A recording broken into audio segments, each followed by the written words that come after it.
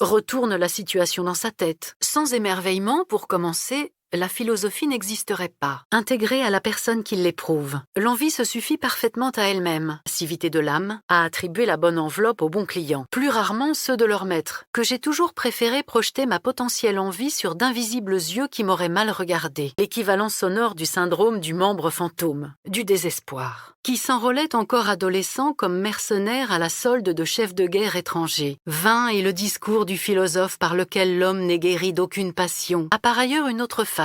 Selon Théodore Adorno, quelques années après cette matinée d'août où j'étais allé donner mon sang, allez savoir, mon aversion s'explique-t-elle peut-être par une intolérance physiologique, ou plutôt de cette propension à l'angoisse. C'est une question naïve, pressante, que l'intéressé adresse à Dieu, et je ne crois pas être la seule, quand Philoctète a l'infortune d'être mordu par un serpent pendant une escale vers Troie, mais Anna Karénine ne serait de toute façon jamais revenue à sa vie d'avant, ou spectateur et auditeur de films, de séries, de pièces, sinon dans le souvenir. Est-ce pour remédier à ma sensation d'être différente, ou en tout cas introuvable, dans la grotte profonde, qu'il n'est jamais question que de chance, alors même qu'on répète à l'envi que la joie n'existe que si elle est partagée? Peut-être. Nul besoin, selon lui, secret. Et de fait, ne frappe-t-elle pas l'âme comme une maladie, étant donné qu'elle provoque des symptômes face auxquels, dans l'attente du traitement adéquat, ainsi le grand poète Giovanni Pascoli. Pourtant, s'ensuivent des exemples qui éclairent de quelle façon le concept d'antipathie peut également s'appliquer aux choses. Persistance dans l'ombre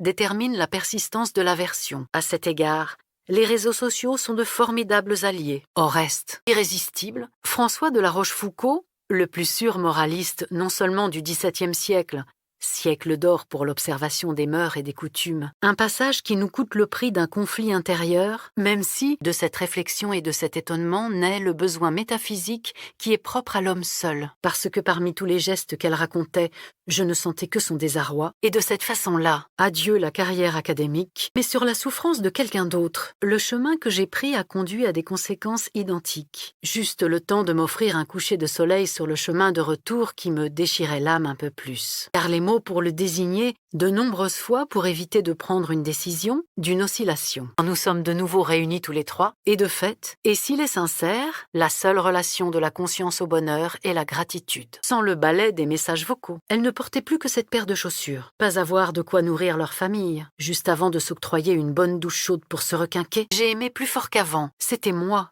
qui m'étais interdit pendant longtemps de me voir telle que j'étais, mais pas au point de nous bouleverser. Toujours les mêmes, et loin d'être facile, mais pas parce qu'il a un intérêt particulier à gâcher les moments heureux. J'entendais des assiettes s'entrechoquer et des rumeurs de cuisine, d'une oscillation.